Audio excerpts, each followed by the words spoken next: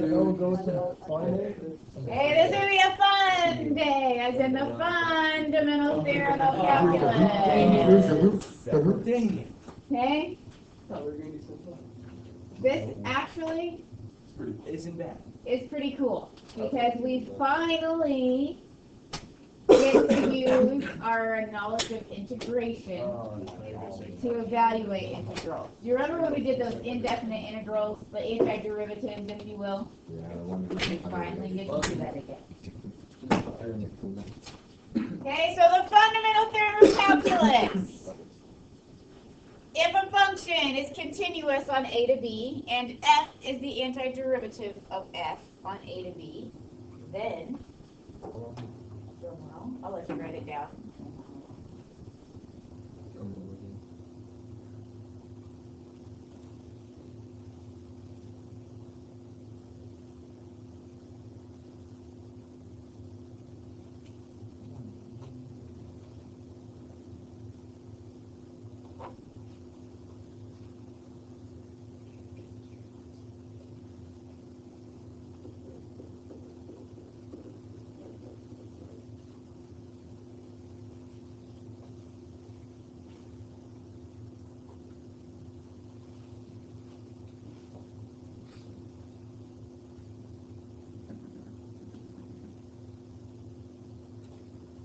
Okay, so now, the integral from a to b of f of x dx. Okay, we've approximated this. We have ways of finding the exact area under the curve. Now I'm going to tell you how to do it. I guess you could say algebraically. So, f is our function, capital F is our antiderivative. Remember all that work with antiderivatives? Yeah. Okay, so what we can do is we can take the antiderivative and evaluate it from a to b. So basically the antiderivative of b minus the antiderivative of a. That, ladies and gentlemen, is the fundamental theorem of calculus. Why do they call it that? Because it's the fundamental theorem. Because it's fundamental to calculus. Like, what's the line? Is that line? Okay, so this means evaluate. The line means evaluate. Okay. You can evaluate a derivative from a to b. Because whenever I think derivative, it's like x squared is 2x. this is an antiderivative. Yes, but you should be able to take the derivative of big F of x from a to b and get that, right? Well, big F from a to b is going to give us a number. The function big F, yes, we can take that derivative and get the little f. So in other words, you can take the derivative from a to b. In other words, there's such thing as a definite derivative. No, this is not a derivative. This is an antiderivative. Well, I'm talking about like if you reverse the situation, so like you go from that to that, and then just to check the work, you decide to go backwards, go from that to that. You can only go backwards from here to here. This is going to be a number. Like I'm not talking about the thing to the right. I'm talking about f of x from a to b. Not the thing to the right, the thing in the middle. If you take the derivative of that, you get that, right? Before you evaluate it, yes. Oh, before you, okay. Okay. Okay. I have a proof of the fundamental theorem of calculus, but I am not going to go through it right now. If we have time at the end of class, I will. But for right now, we're not going to worry about it. Okay. Okay. Couple things. As long as you can find the integral or the antiderivative, we don't have to do a Riemann sum. Okay, now, we will have to do a Riemann sum on the quiz and the test because those two are connected, okay? We still need to have that knowledge of what we're doing, okay? But once the Unit 4 test is done, you're not going to have to do a Riemann sum again, okay? But we will have to do a Riemann sum on Friday's test and on next Monday's test. Which one was your original one? The limit of the sum, and you had to find x of k and plug it into f and delta x and all of that stuff. Okay? Now, do you remember when we did antiderivatives and you could not forget to add the C. okay. Do you notice how I didn't say anything about plus c? Okay. Since it's a definite integral, we do not need to include the constant of integration. Okay? Why is that, Mrs. Holman?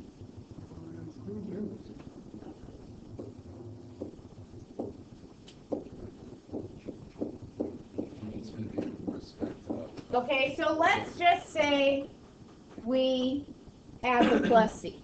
Okay? So when we take the antiderivative of f, we get big F, and we say plus c because we can't forget that.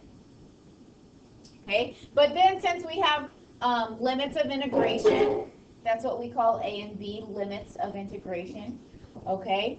Then we take this function and we evaluate it from A to B.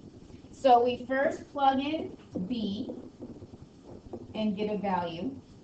And we take that and subtract when we plug in A. Okay, so does the constant of integration matter in this case? It doesn't. So we only need to worry about evaluating the function at B minus evaluating the function at A. What's the difference between big F and little F? Big F is the antiderivative of little f. It's like saying what's the difference between me and that. You know, that's true. So like, if this was f prime, this would be f. Okay.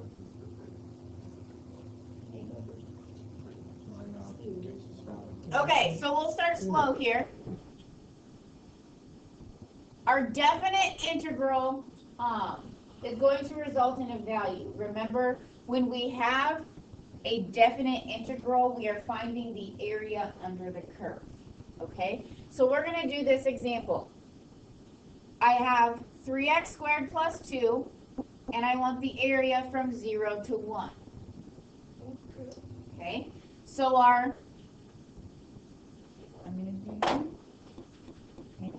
these right here are called limits of integration. Do we know that? Have I said that before today? I don't think so. Okay. I couldn't remember if I had or not. Okay, so those are called their limits of integration.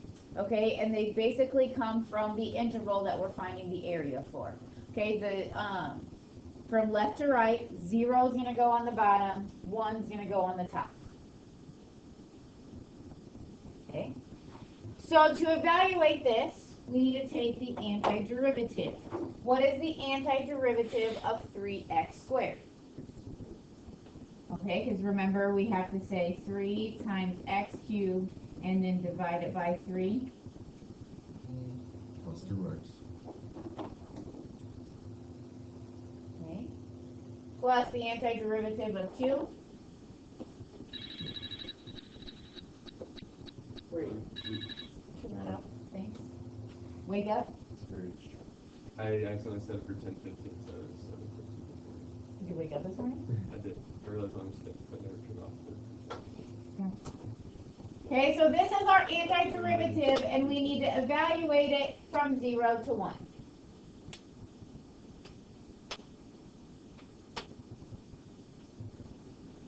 Okay, so we're going to plug in 1. 1 cubed plus 2 times 1. Minus, plug in 0. So what's the area under the curve from 0 to 1? Wait, which comes first, B or A? B. Okay. We plug in our upper limit minus plug in our lower limit. 1 second. It's like a sheep. Okay, if you need to remember it that way, a sheet goes blah. Go for it.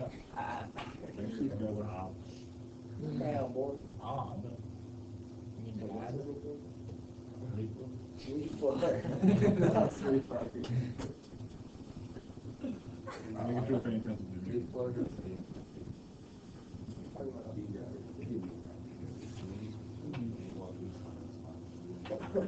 Next example.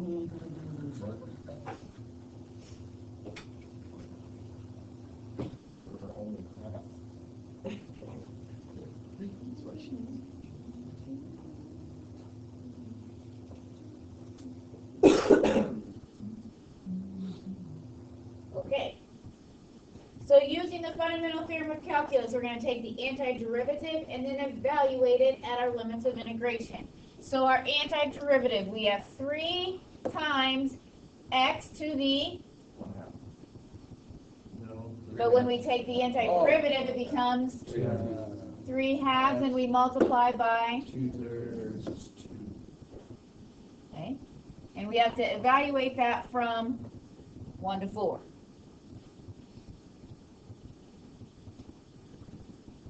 So we have 2 times, we're going to plug in the upper limit, 4 to the 3/2, minus, we're going to plug in our lower limit, 2 times 1 to the 3/2. No need for a calculator here. Isn't it cube of 4 squared? Yeah, it's, this means cube, this means square root. So what's the square root of 4? 64. 2 Doesn't matter which one. cubed times 2. Wait, I'm confused. Did you say Cube. cube? And why did you teach us this all along? Right? Doesn't it kind of feel like that? Wait, why did we find the antiderivative on that one, but not on that one? We did. Did we? What are you paying attention? Oh, we did. Okay. Wait, then how do you know the square root of 2? How would you do that? Oh, it's times 1. Wait, So it's with 1, it's not with 2. So this is the square root of 1 cubed times 2, which is 2. It's okay, sometimes you just gotta remind yourself of our order of operations. Can't do this easy. What? Can't do this easy. It is. There's a plot. Then why is there There's still 3 4 more. more slides? There's 3 more. But wait, there's more. Oh, okay. Because calculus is different. I hate people who do.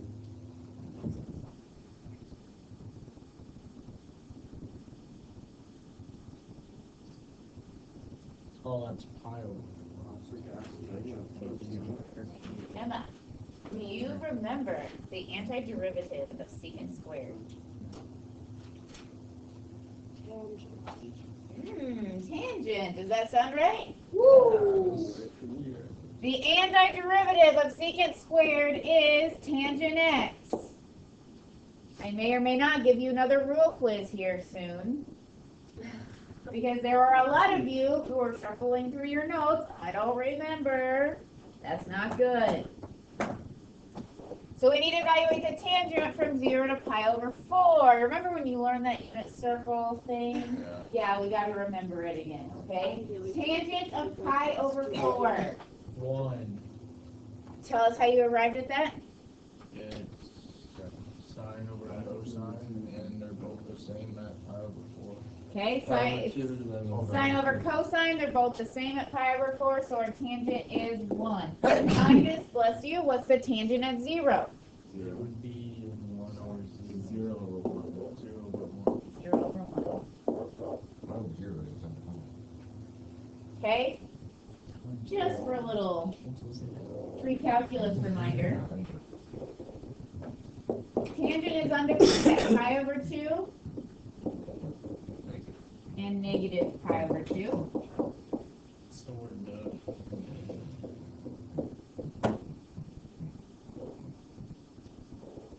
So we found this area right here.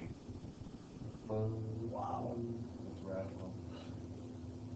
And we can apply that to this line. That's perfect.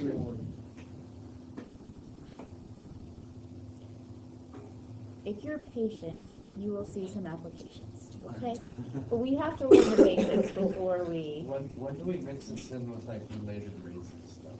Oh, Oh, yes. Oh, yes. here in about a month, we will mix this and derivatives in with like velocity and acceleration physics. Okay? All right.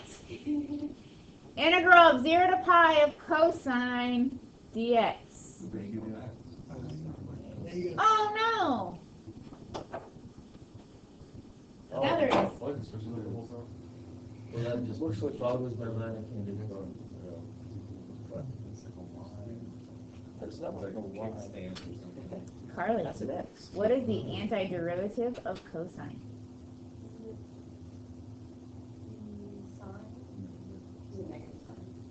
Sine or negative sine? That is the question. Which one?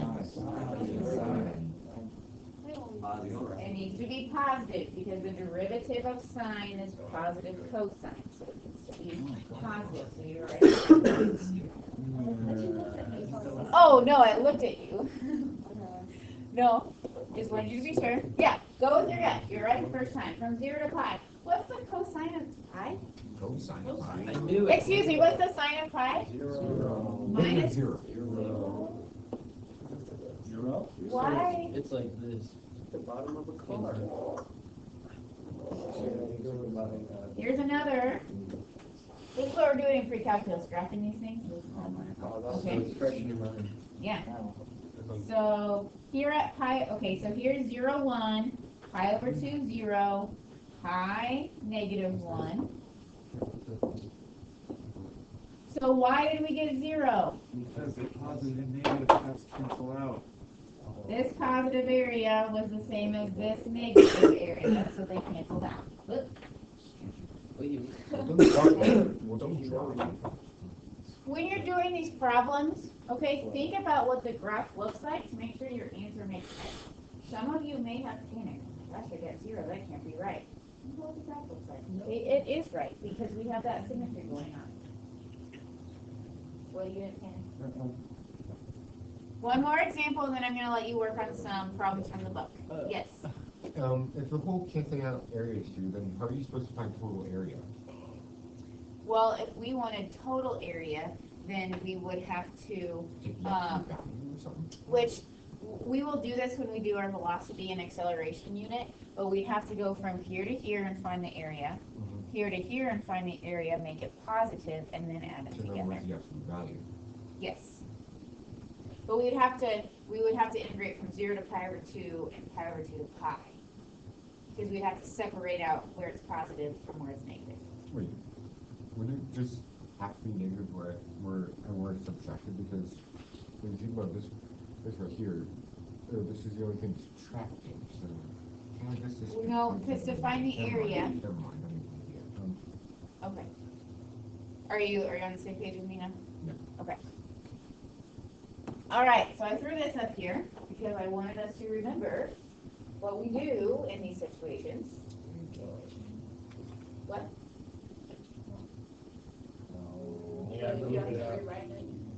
Rewriting it would be helpful. Okay? L'Hopital is for derivatives, or excuse me, for limits. Oh. But we use derivatives. Okay, so how would we rewrite this, Carter? I did x minus 2 times 1 over x to the 1 half. Negative 1, yeah. Okay, that's a start. Then you multiply that into Then we need to multiply those through. So we have x to the, what, Nathan? negative 1 half. X 1 to half. the 1. 1 half. Minus 2 times.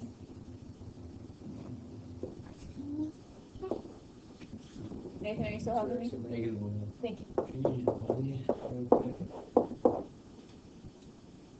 Okay.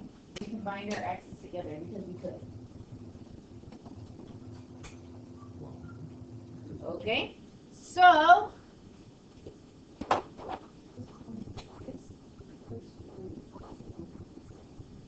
because this is an x to the first divided by x to the 1/2. Okay. So John, what is the antiderivative of x to the 1/2? 2/3 x of 3 Good. Minus 2 Grady, what's the antiderivative of x to the negative 1/2? Would it just be 1 x to the 1/2 or 1? Yes. It'd be x to the 1/2 times, Or would it be 2? yes. Okay. So is everyone okay if I erase this and write 4? Yes. Okay. And we need to evaluate that from 1 to 4. Okay, it is important that you keep each of these values separately. So I'm going to have a parentheses for 2/3, 4 to the 3/2 minus 4 to the 1/2. Close those parentheses, minus, open a new parentheses, plug in 1. Anytime you have more than one term in your antiderivative, you need to separate out those two values so you remember to subtract them. Okay? So what did we say 4 to the 3/2 was? 8 times 2/3. 16 So we have 16/3 minus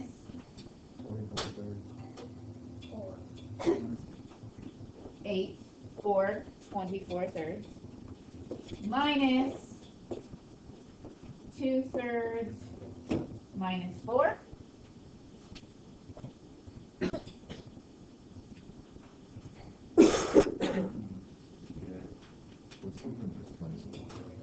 So 14/3 minus 4,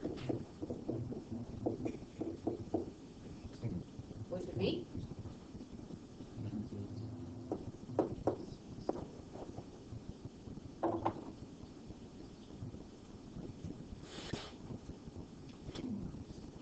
Okay, so I'm going to give you some time to work on these problems.